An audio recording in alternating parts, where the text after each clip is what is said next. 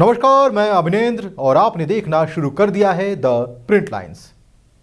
लोकसभा चुनाव को लेकर आजमगढ़ निर्वाचन क्षेत्र में अपनी उम्मीदवारी पर भाजपा सांसद दिनेश लाल यादव ने बीजेपी का आभार जताया।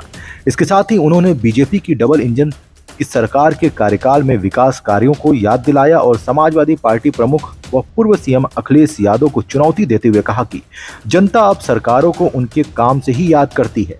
दिनेश लाल यादव ने कहा कि यूपी और केंद्र में भाजपा के सरकार के कार्यकाल में तेजी से विकास हुआ है।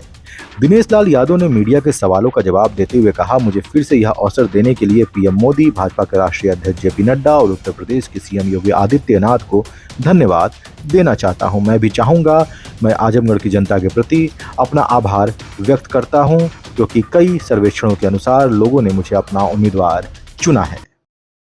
मैं बहुत धन्यवाद देना चाहता हूं अपने भारतीय जनता पार्टी के शीर्ष नेतृत्व का, अपने पूजनीय प्रधानमंत्री जी का, अपने राष्ट्रीय अध्यक्ष जी का, जेपी नड्डा जी का, हमारे पूज्य योगी आदित्यनाथ महाराज जी का, जिन्होंने मुझे एक बार और अवसर दिया है आजमगढ़ का सेवा करने के लिए और यहाँ से चुनाव लड़ने के लिए।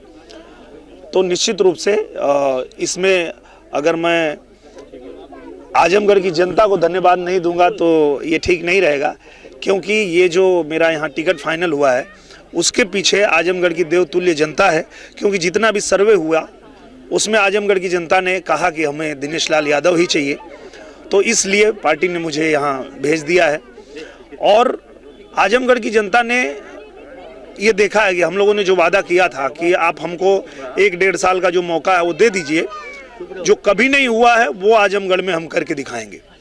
और आजमगढ़ की जनता ने जब मौका दिया तो आप देखिए, पूर्वांचल एक्सप्रेसवे से आजमगढ़ जुड़ गया, विश्वविद्यालय आजमगढ़ में बन गया, आजमगढ़ में संगीत महाविद्यालय बन रहा है, आजमगढ़ में अभी जो नई रेलवे लाइन है वो बिछ रही है, आजमगढ़ का जो एयरपोर्ट है उसका उद्घाटन करने के लिए प्रधानमंत्री जी आ रहे हैं।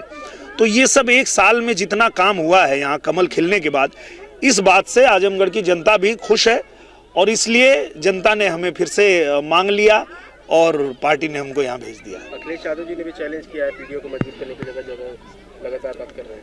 हाँ, तो हमने भी उनको चैलेंज किया कि आइए आजमगढ़ आपको मौका मिला था, आपने क्या किया, और 1 साल जब भारतीय जनता पार्टी को मौका मिला तो हमने क्या किया, ये जनता आपको बताएगी। आइए मैदान में।